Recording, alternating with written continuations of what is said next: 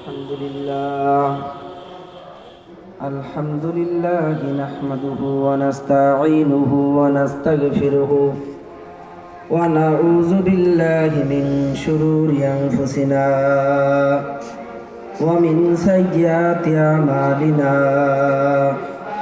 من يهده الله فلا مضل له ومن يضلله فلا هادي له ونشهد أن لا إله إلا الله وحده لا شريك له وأن محمدا عبده ورسوله أما بعد فأعوذ بالله من الشيطان الرجيم بسم الله الرحمن الرحيم يا أيها الذين آمنوا صلوا عليه وسلموا تسليما اللهم صل على مولانا محمد وعلى آل سيدنا شفيعنا محمد اللهم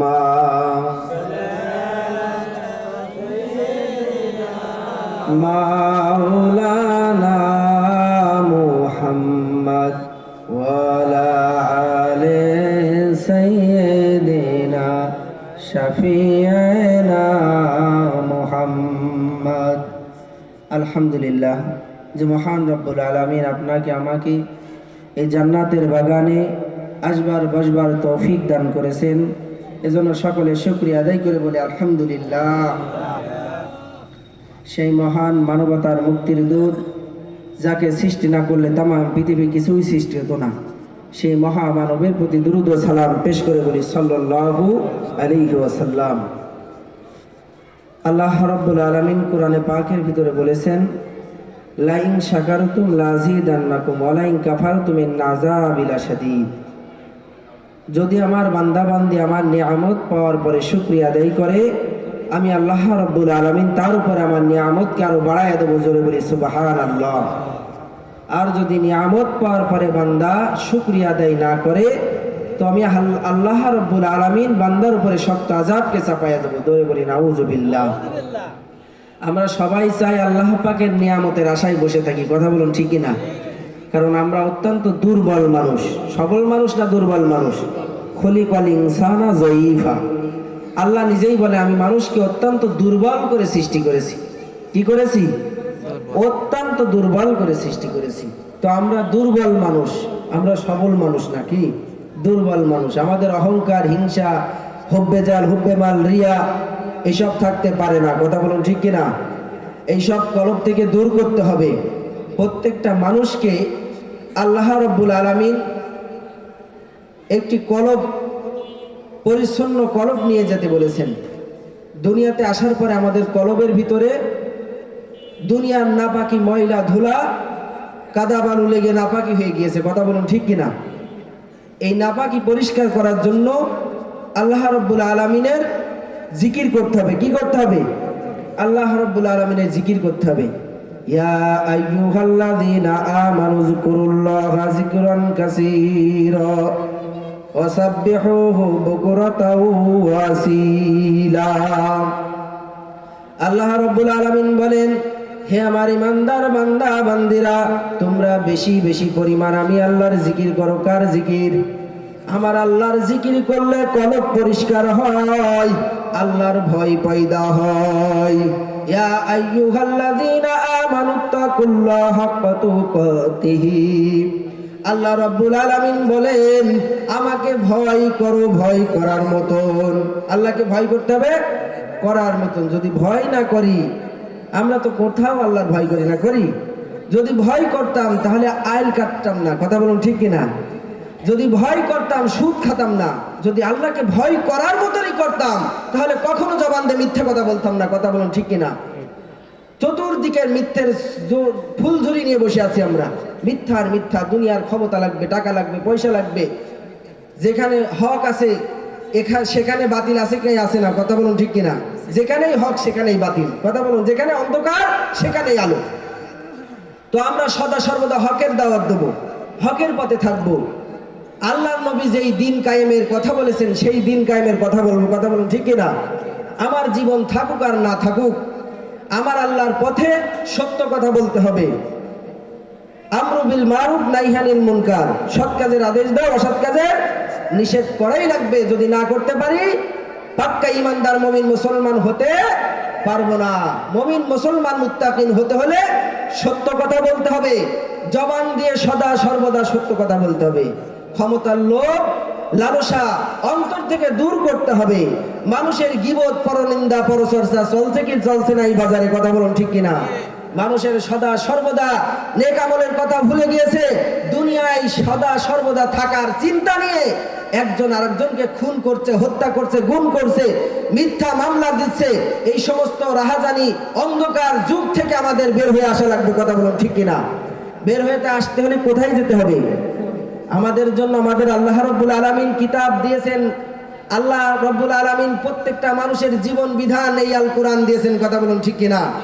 এই আল কোরআন মেনে যারা চলবে আল্লাহ রাব্বুল আলামিন তাদের জীবনে মরণে হাসরে মিজানে সব জায়গায় আল্লাহ রাব্বুল আলামিন তার জন্য কল্যাণ এবং রহমত নাজিল করবে। কথা বলুন ঠিক কিনা? আমরা এই আল কোরআন মানবো, আল্লাহ রসুলের হাদিস মানবো। কথা বলুন ঠিক কিনা? আল্লাহ রসুল যা রেখে গিয়েছেন, যা বলে গিয়েছেন, প্রত্যেকটা কাজ আমাদের করার দরকার কি দরকার না?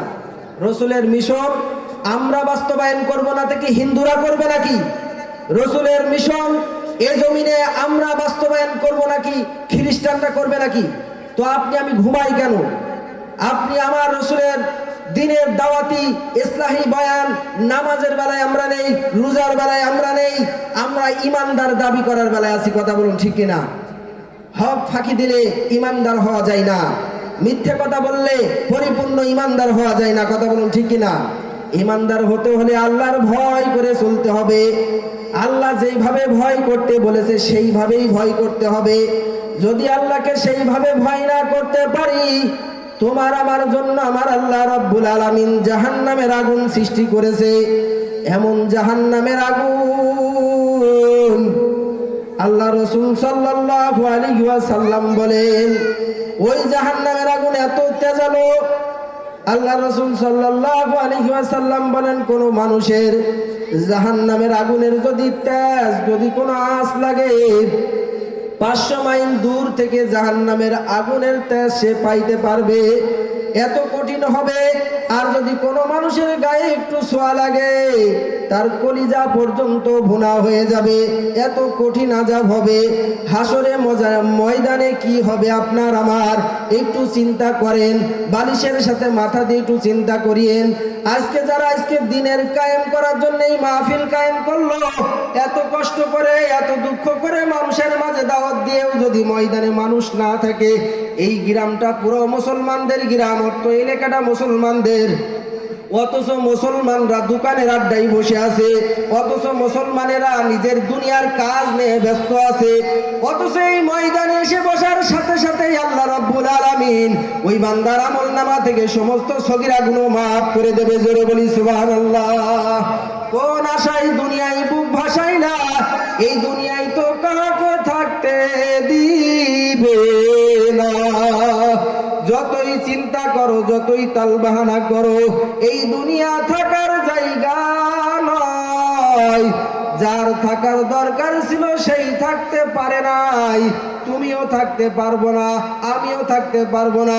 আমার রাসূল আকরাম সাল্লাল্লাহু আলাইহি ওয়াসাল্লাম যাকে সৃষ্টি না করলেই তামাম পৃথিবী কিছুই সৃষ্টি হতো না, সেই মহামানব যেহেতু দুনিয়াতে নাই, সেহেতু আমাদেরকেও থাকা হবে না। কথা বলুন ঠিক কিনা? নমরুদ, হামান, কারুন, ফিরাউন, সাদ্দাত কত বাহাদুরি করেছে দুনিয়ার জমিনে, কত মানুষকে হত্যা করেছে, নিজেকে খোদা বলে দাবি করেছে, আনা রব্বুকুমুল আলা, আমি হচ্ছে সবচাইতে বড় খোদা। এই খোদাও দুনিয়ায় থাকতে পারে নাই। তুমি আর আমিও কেউ এই দুনিয়ায় গাদ্দারি করে থাকতে পারবো না। তোমার টাকা টাকার জায়গায় থাকবে, বাড়ি বাড়ির জায়গায় থাকবে, গাড়ি গাড়ির জায়গায় থাকবে, তোমার সম্মান ইজ্জতের জায়গায় থাকবে। অথচ তুমি আর আমি 3.5 হাত কবরের যাত্রী হয়ে যাব। কথা বলুন ঠিক কিনা?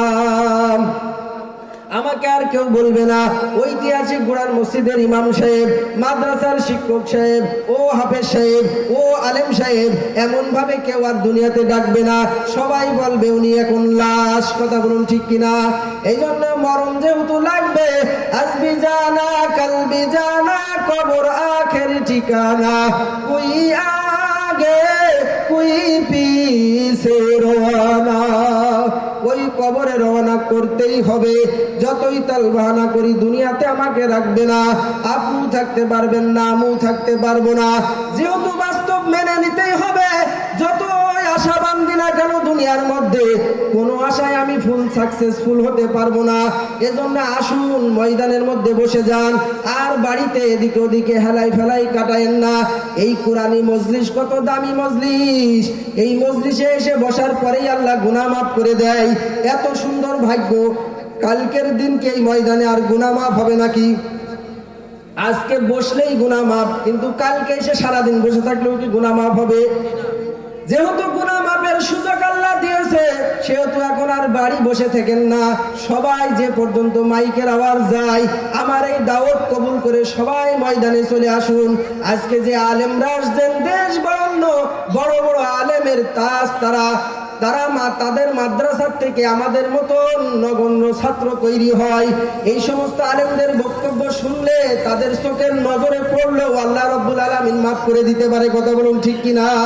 কারণ বুখারী শরীফের মধ্যে এসেছে, যদি কোনো মানুষ আলেমের সাথে বসে খানা খায়, আলেমের সাথে একটু সোহবাতে থাকে, আলেমের সৎ লোকের সাথে থাকে, তাহলে আল্লাহ রাব্বুল আলামিন ওই ওসিলা করে মাফ করবেন। কথা বলুন ঠিক কিনা? আল্লাহ কোরআনে বলেন, ইয়া আইয়ুহাল্লাযীনা আমানু ওয়াবতাগু ইলাইহি ওয়াসিলা। হাসরের ময়দানে আল্লাহ রাব্বুল আলামিন ওসিলা তালাশ করে করে মানুষকে জান্নাতে দেবে। জোরে বলি সুবহানাল্লাহ।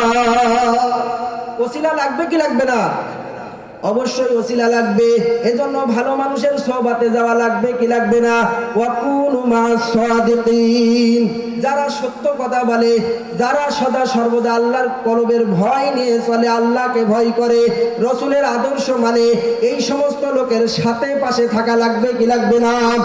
আপনি যদি থাকতে পারেন হযরত আবু বকরের মতন জান্নাতি হয়ে যাবেন। আপনি যদি থাকতে পারেন হযরত ওমরের মতন জান্নাতি মানুষ হয়ে যাবেন। আপনি যদি সত্যবাদী মানুষের সাথে থাকতে পারেন হযরত আলী রাদিয়াল্লাহু তাআলার মতন জান্নাতি মানুষ হয়ে যাবেন। দুনিয়া থেকে তারা জান্নাতের সার্টিফিকেট নেওয়ার পরেও কাঁদতে কাঁদতে কবর পর্যন্ত চলে গিয়েছে। হযরত ওসমান রাদিয়াল্লাহু তাআলা চোখ দিয়ে পানি পড়তে পড়তে চেয়ারের মধ্যে কালো দাগ পড়ে গিয়েছে। চোখের পানি পড়তে পড়তে চেয়ারের ভিতর সোলের ভিতরে লম্বা নেলে হয়ে গিয়েছে। তুমি আর আমি কোনোদিনও জাহান্নামের ভয়তে একটু পানিও ফেললাম না। আল্লাহ রাসূল বলেন, যেই বান্দা মাছির মাথা পরিমাণ চোখের পানি জাহান্নামের ভয়তে ফেলবে, আল্লাহ রাব্বুল আলামিন তাকে জাহান্নামে যাওয়া এরকম করবে, বানের দুধ যেমন বের হওয়ার পরে আর ঢুকানো যায় না, ওই বান্দার নামটা জাহান্নাম থেকে ওইভাবে কেটে দেওয়া হয়। জোরে বলি সুবহানাল্লাহ। আপনি কখনো রাত্রে তাহাজ্জুদ পড়ে আল্লাহকে ডাকেন না? আমি ডাকি না, আপনি ডাকি না, কে ডাকবে? আল্লাহর নবীর এই দিন তাহাজ্জুদ পড়তে হবে, রোজা রাখতে হবে। আল্লাহর নবী যা রেখে গিয়েছেন, যা করতে বলেছেন, সেই পথেই আপনাকে আমাকে চলতে হবে। যদি চলতে না পারেন তাহলে হাসরের ময়দানে লাঞ্ছিত বঞ্চিত হওয়া ছাড়া কোনো উপায় নাই। হাসরের ময়দানে লাঞ্ছিত হয়ে উঠবেন না সম্মানিত হয়ে উঠবেন? যদি সম্মানী হয়ে উঠতে চান তাহলে কোরআনের মাহফিলে আসার দরকার আছে কি নাই? এই আল্লাহ ওয়ালাদের সোহবাতে থাকার দরকার আছে কি নেই? এটা হচ্ছে আগুন। এই পার হাউস থেকে মানুষের হৃদয় কলবে সাজ হয়। কথা বলুন ঠিক কিনা? কোরআনের কথা শুনলে কি হয়? হৃদয়ের ভিতরে সাজ হয়, ইমানি মজবুততা বাড়ে। কথা বলুন ঠিক কিনা? আর ইমান বাড়াতে হলে আল্লাহর কালাম শোনাই লাগবে। কথা বলুন ঠিক কিনা? আর যারা এর থেকে গাফেল থাকবেন তারা ইমানদার মুত্তাকিন হিসেবে আপনারা আল্লাহর কাছে কিভাবে দাবি করবেন? হরে কৃষ্ণ নামাজ পড়েন, আপনিও নামাজ পড়েন না। ও রোজা রাখেন, আপনিও রোজা রাখেন না। ও দাড়ি রাখেন, আপনিও দাড়ি রাখেন না। ও মাথায় টুপি দেয় না, আপনিও দেন না। হাসরের ময়দানে আল্লাহকে দাঁড়ান করায় যদি বলে হরে কৃষ্ণ কোনোদিনও নামাজ পড়িনি, দাড়ি রাখিনি, টুপি রাখিনি, তুমিও করনি, তাহলে ও আজকে কি অপরাধ করেছে? ওকেও জান্নাতে দিয়ে দিই, কথা বলুন ঠিক কিনা?